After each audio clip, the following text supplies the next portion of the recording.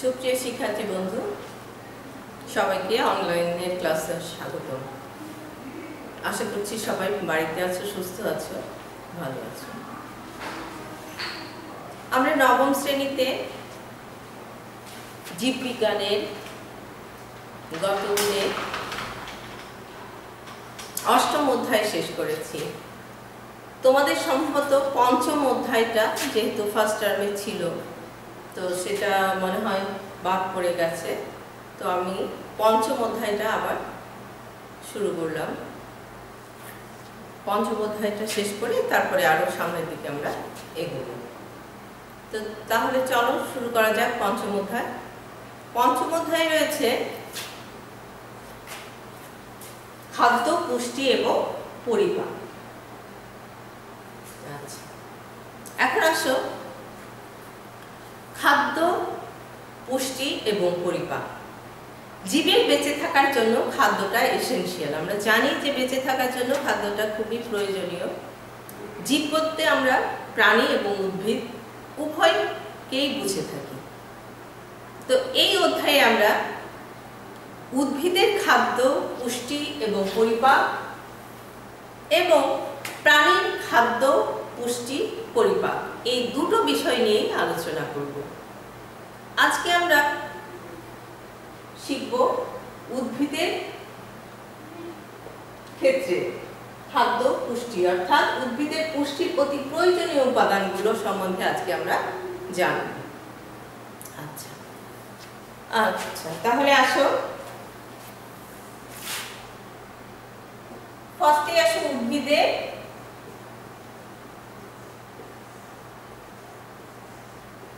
খনিজ পুষ্টি।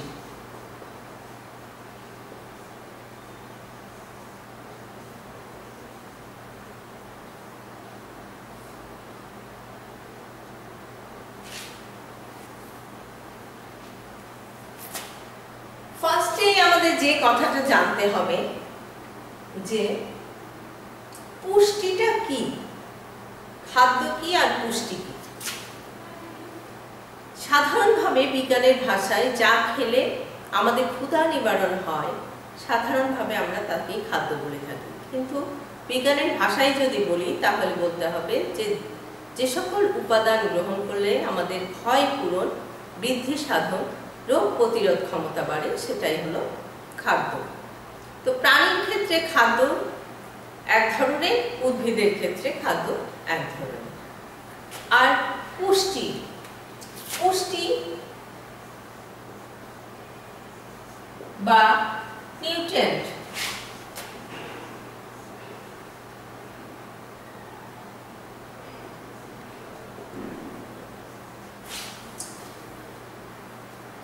পুষ্টি বা নিউট্রিশন কি? প্রথমে যেটা জানতে হবে আমাদের, পুষ্টি বা নিউট্রিশনটা আসলে কি। পুষ্টি হলো এক প্রকার, পুষ্টি হলো একটি প্রক্রিয়া।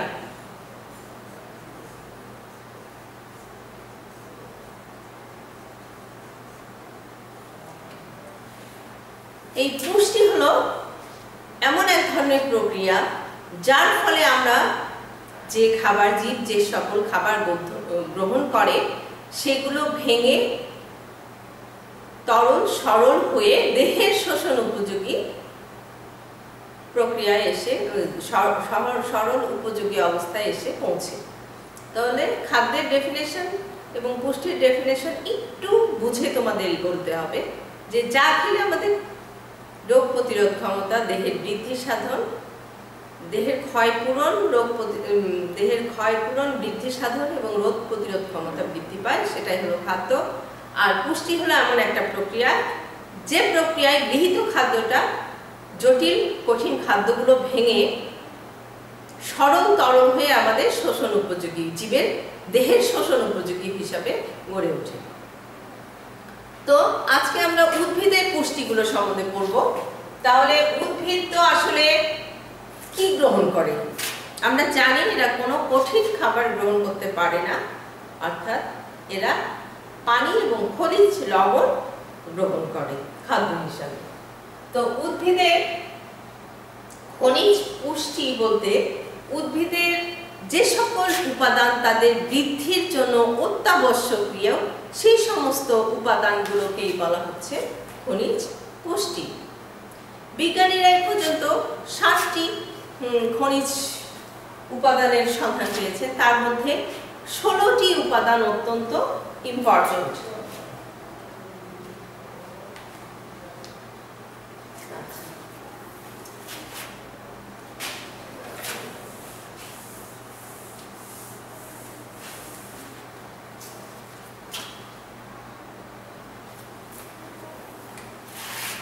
উদ্ভিদের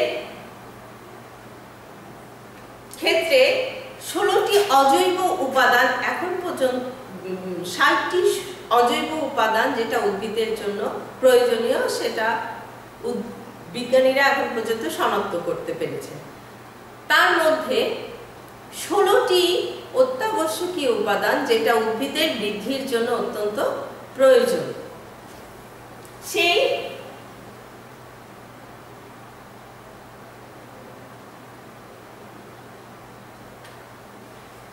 এই 16টি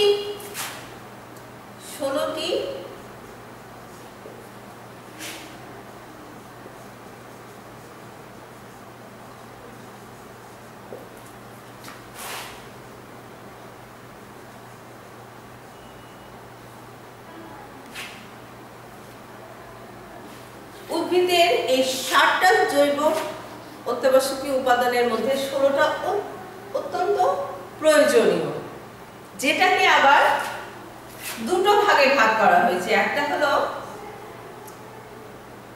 ম্যাক্রোনিউট্রিয়েন্ট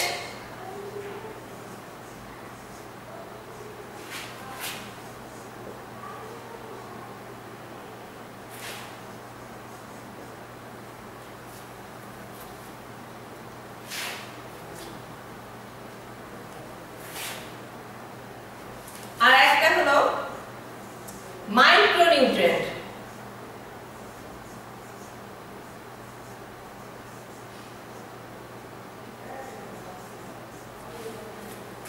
ম্যাক্রো শব্দের অর্থ হলো বড় বা বেশি, আর মাইক্রো শব্দের অর্থ ক্ষুদ্র বা অতি ক্ষুদ্র বা অল্প। আচ্ছা, এই অত্যাবশ্যকীয় উপাদানের মধ্যে যে উপাদানগুলো উদ্ভিদের বৃদ্ধি বিকাশের জন্য বেশি পরিমাণে লাগে সেটাকে বলা হয় মাইক্রোনিউট্রিয়েন্ট বা ম্যাক্রোনিউট্রিয়েন্ট বা ম্যাক্রো এলিমেন্ট। আর যে উপাদানটা খুব অল্প পরিমাণে প্রয়োজন হয় সেটাকে বলা হয় মাইক্রোনিউট্রিয়েন্ট। এই 16টা উপাদানের মধ্যে ম্যাক্রোনিউট্রিয়েন্ট হলো 10টি। কয়টি? 10টি। আর মাইক্রোনিউট্রিয়েন্ট হলো 6টি। এই মাইক্রোনিউট্রিয়েন্ট এবং ম্যাক্রোনিউট্রিয়েন্ট এই দুটো উপাদান আবার কি কি এসো আমরা সেগুলো দেখার চেষ্টা করি।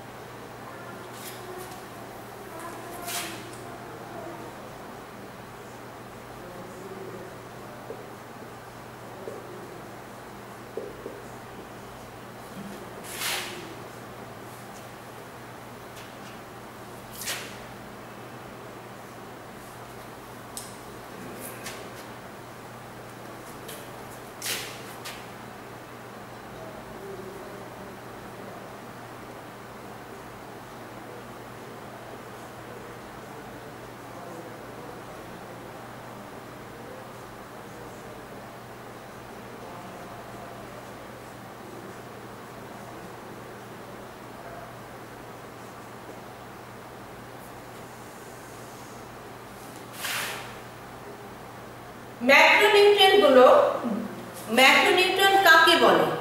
উদ্ভিদের বৃদ্ধি এবং বিকাশের জন্য যে উপাদানগুলো, যে খনিজ উপাদানগুলো একটু বেশি পরিমাণে প্রয়োজন হয় সেগুলোকে বলা হয় ম্যাক্রোনিউট্রিয়েন্ট। এগুলো হলো 10টি। কি কি? Nitrogen,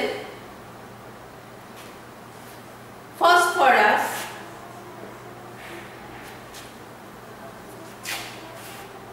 calcium, magnesium,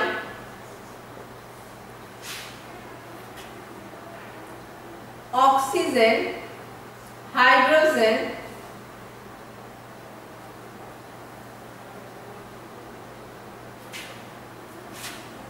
potassium,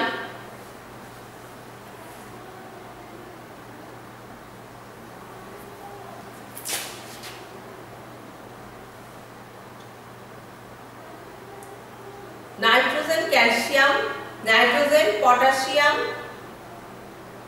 nitrogen, phosphorus, calcium, magnesium, oxygen, hydrogen, তারপরে সালফার এবং আয়রন।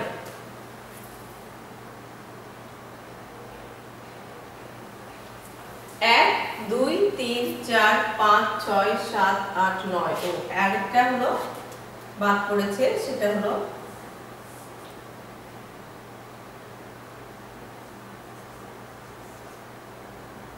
কার্বন। আচ্ছা, আর মাইক্রো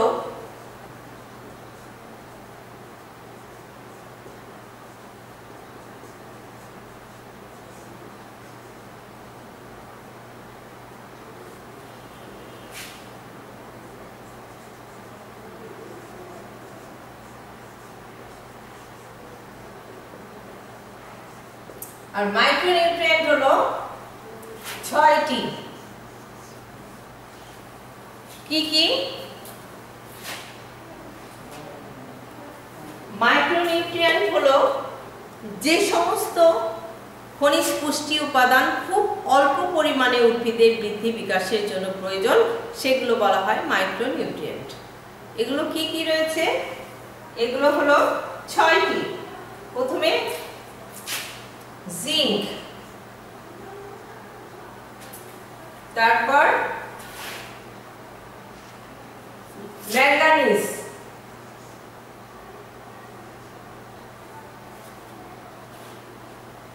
মলিবডেনাম, বোরন,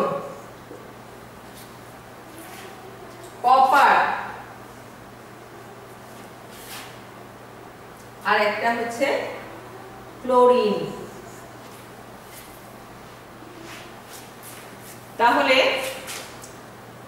এই 10টা আর এখানে মাইক্রোনিউট্রিয়েন্ট হলো 6টা। এগুলো সব তোমাদেরকে মুখস্থ করে ফেলতে হবে।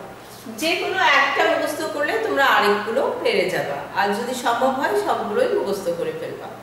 তাহলে মাইক্রোনিউট্রিয়েন্ট গুলো খুব অল্প পরিমাণে প্রয়োজন উদ্ভিদের বৃদ্ধি, আর ম্যাক্রোনিউট্রিয়েন্ট গুলো একটু বেশি পরিমাণের প্রয়োজন হচ্ছে উদ্ভিদের বৃদ্ধি এবং বিকাশের জন্য। আচ্ছা, আমরা জানি যে উদ্ভিদ এই পুষ্টিগুলো, এই খনিজ লবণগুলো কি দ্বারা গ্রহণ করে? মূল দ্বারা মাটি থেকে গ্রহণ করে থাকে, তাই না? এর মধ্যে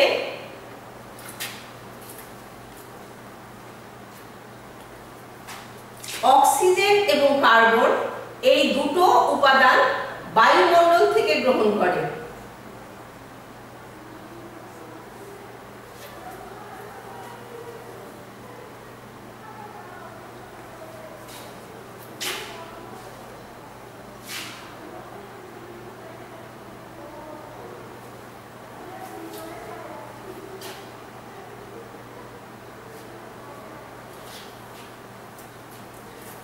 এবং হাইড্রোজেনটা অক্সিজেন পানি থেকে, অর্থাৎ পানিতে দ্রবীভূত অবস্থায়। আর বাকি যেগুলো থাকলো সেগুলো লবণ অর্থাৎ আয়ন লবণ হিসেবে এরা মূল দ্বারা গ্রহণ করে নেয়। উদ্ভিদ এই পুষ্টিগুলো গ্রহণ করে তার শরীরে পুষ্টির অভাবটা পূরণ করে থাকে। তো এই যে বিভিন্ন ধরনের খনিজ উপাদান এগুলো কিন্তু উদ্ভিদ সরাসরি গ্রহণ করে না। তোমরা জানো উদ্ভিদ লবণগুলো কিভাবে গ্রহণ করে? আয়ন হিসেবে গ্রহণ করে, অর্থাৎ ধনাত্মক অংশ ঋণাত্মক অংশ ভেঙে ভেঙে গ্রহণ করে। প্রথমে ধনাত্মক আয়ন ঋণাত্মক আয়ন, অর্থাৎ এগুলো আয়ন হিসাবে প্রাণীতে দ্রবীভূত অবস্থায় থাকে, সেগুলো তারা মূল দ্বারা গ্রহণ করে থাকে। আচ্ছা, এবার এসো মাইক্রোনিউট্রিয়েন্টের ফার্স্ট যে অত্যাবশ্যকীয় উপাদান রয়েছে সেগুলো কি কি কাজ করে থাকে উদ্ভিদের বৃদ্ধিতে। খনিজ পুষ্টি উপাদান।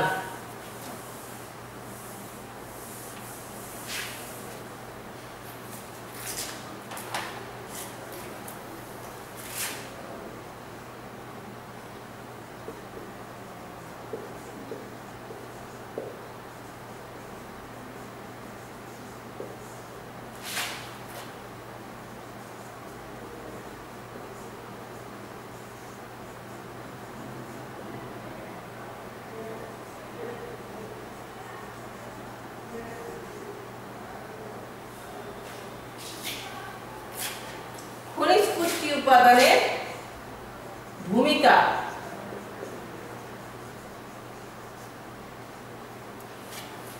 প্রথমে আসো নাইট্রোজেন।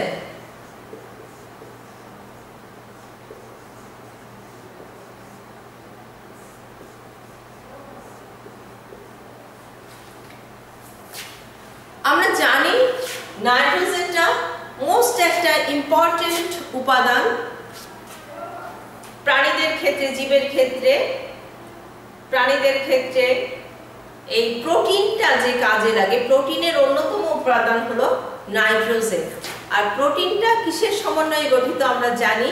অ্যামাইনো অ্যাসিডের সমন্বয়ে গঠিত, যেখানে অন্যতম উপাদান হিসাবে নাইট্রোজেনটা বিদ্যমান।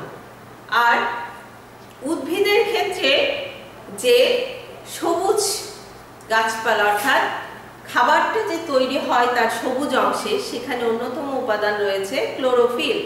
আর এই ক্লোরোফিলের অন্যতম উপাদান, প্রয়োজনীয় একটা উপাদান হলো নাইট্রোজেন। তাহলে কি দেখা যাচ্ছে? অ্যামাইনো অ্যাসিড, প্রোটিন এবং ক্লোরোফিলের উল্লেখযোগ্য উপাদান হলো এই নাইট্রোজেন। নাইট্রোজেনের যদি অভাব দেখা যায় তাহলে গাছ কিন্তু ঠিকমতো বাড়বে না এবং বিভিন্ন ধরনের রোগের সৃষ্টি হবে। তোমরা তোমাদের বইয়ে 87 পৃষ্ঠায় দেখো এই মাইক্রোনিউট্রিয়েন্টের ফলে কি হচ্ছে। নাইট্রোজেনের অভাব যদি দেখা যায় তাহলে উদ্ভিদ ঠিক মতো করে কি করতে পারবে না, তার খাবারটা তৈরি করতে পারবে না। অর্থাৎ ফার্স্ট যেটা হবে সেটা কি হবে? ক্লোরোফিল সৃষ্টিতে বিঘ্ন হবে।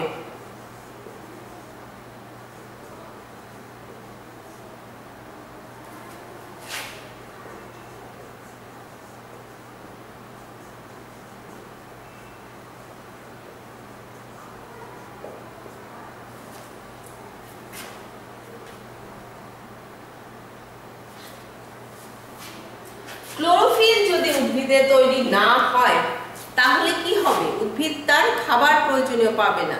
আর খাবার তৈরি যদি না হয় তাহলে আমরা প্রাণীরা না খেতে পেয়েই হয়তো মারা যাব, কারণ আমরা তো উদ্ভিদের উপরেই ডিপেন্ড করে আছি, তাই না?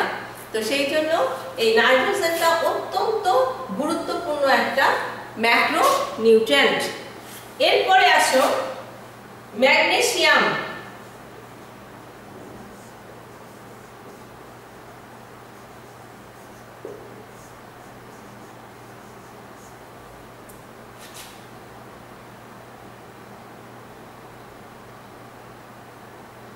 এটাও ক্লোরোফিল, ম্যাগনেসিয়াম ম্যাগনেসিয়ামও ক্লোরোফিল অণু তৈরিতে প্রয়োজনীয়।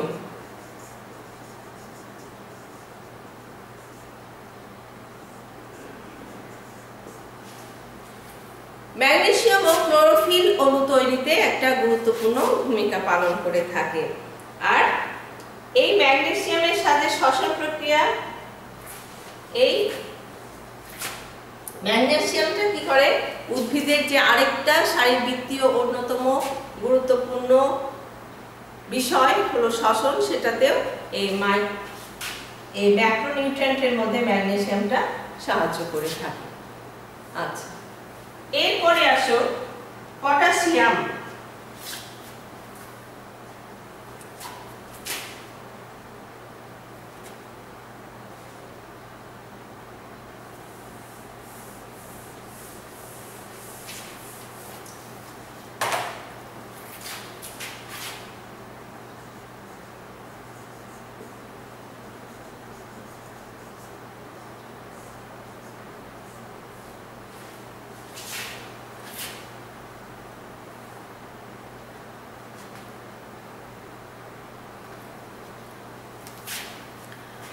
পটাশিয়ামটা কি করে, আমরা জানি যে উদ্ভিদের শালক সংশ্লেষণের ক্ষেত্রে সূর্যের আলো মানে পত্ররন্ধ্রের একটা গুরুত্বপূর্ণ ভূমিকা রয়েছে, যার মাধ্যমে বায়ুমণ্ডল থেকে কার্বন ডাই অক্সাইড পাতার ভেতরে প্রবেশ করে, সেখানে মূল দিয়ে পানি এসে খাবার তৈরি হয়। তো এই পত্ররন্ধ্র খোলা এবং বন্ধ হওয়ায় পটাশিয়াম একটা গুরুত্বপূর্ণ ভূমিকা পালন করে। অর্থাৎ সূর্যের আলোর উপস্থিতিতে যে পত্ররন্ধ্রটা খুলে যাবে এবং তার ভেতর দিয়ে কি প্রবেশ করবে, কার্বন ডাই অক্সাইডটা যে আসবে, সেটা পত্ররন্ধ্র খোলা এবং বন্ধেতে গুরুত্বপূর্ণ ভূমিকা রয়েছে। এছাড়া পটাশিয়াম উদ্ভিদে পানি শোষণে সাহায্য করে, কোষ বিভাজনের মাধ্যমে উদ্ভিদের বৃদ্ধি নিয়ন্ত্রণ করে পটাশিয়াম, আর মূল, ফুল এবং ফল উৎপাদন এবং বর্ধনেও সহায়তা করে থাকে। অর্থাৎ কোষ বিভাজনে, অর্থাৎ উদ্ভিদ যে সেল ডিভিশনের মাধ্যমে আস্তে আস্তে চারা থেকে বৃক্ষে, বৃক্ষে থেকে পরিণত অবস্থায় আসবে, সেক্ষেত্রে এই পটাশিয়ামটা গুরুত্বপূর্ণ ভূমিকা পালন করে। এরপরের যে মৌলটা রয়েছে সেটা হলো ফসফরাস।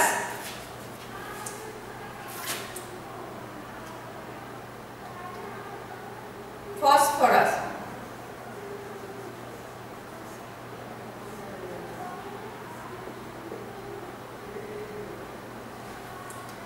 মূল বর্ধনে ফসফরাস, অর্থাৎ উদ্ভিদের যে মূলটা মাটির নিচে ভালোভাবে বিকশিত হবে, সেক্ষেত্রে ফসফরাসটা খুবই গুরুত্বপূর্ণ ভূমিকা পালন করে।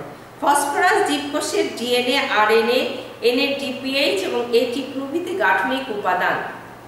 এটা যখন তোমরা আরো সামনের অধ্যায়গুলোতে পড়বা, যখন ডিএনএর গঠনের সম্বন্ধে পড়বা, তখন দেখবা যে আমাদের ক্রোমোজোমের যে উল্লেখযোগ্য সবচেয়ে ইম্পর্টেন্ট একটা উপাদান হলো ডিএনএ, যেটা বংশগতির ধারক এবং বাহক হিসাবে রয়েছে। সেখানে ডিএনএর গঠনটা হলো এই যে অনেকটা প্যাঁচানো সিঁড়ির মতো। এই সিঁড়িগুলো বা হাতলগুলো তৈরিতে গুরুত্বপূর্ণ ভূমিকা পালন করে হলো ফসফরাস। তাহলে একটা ক্রোমোজোম, জীবের ক্রোমোজোম, যেটা গাঠনিক উপাদান হিসেবে ডিএনএটা খুব ইম্পর্টেন্ট, সেটা গঠনে গুরুত্বপূর্ণ ভূমিকা পালন করছে হচ্ছে ফসফরাস, যেটা সুগারের সাথে অর্থাৎ শর্করার সাথে মিলে ওই ডিএনএর গঠনটা মানে গাঠনিক উপাদানে বিশেষ ভূমিকা পালন করে থাকে। এছাড়া মূল বৃদ্ধির জন্য ফসফরাস অত্যন্ত প্রয়োজনীয় উপাদান। এরপরে রয়েছে আয়রন।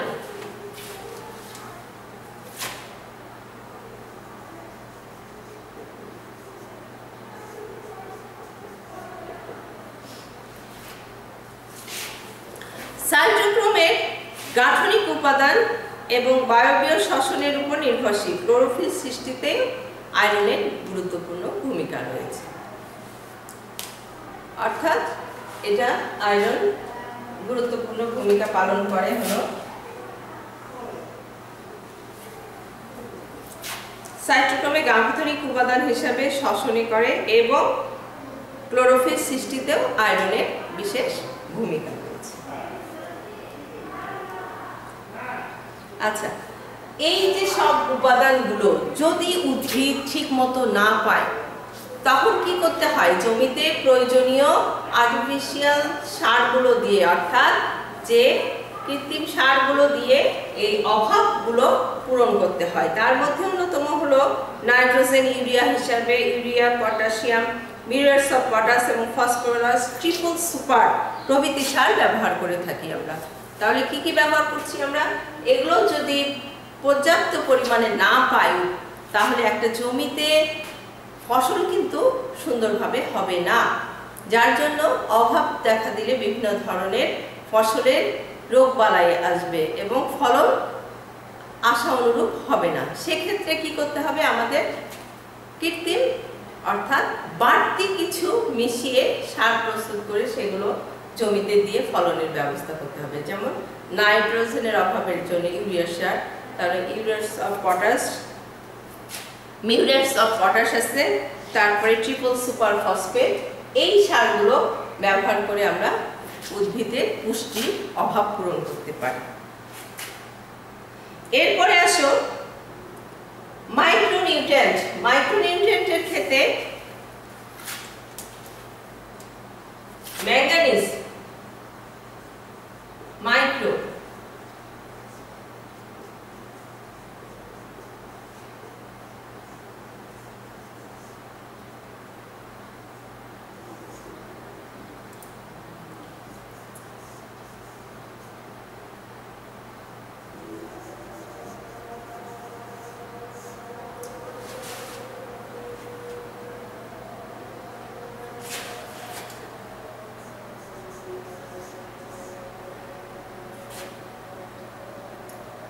Copper, boron,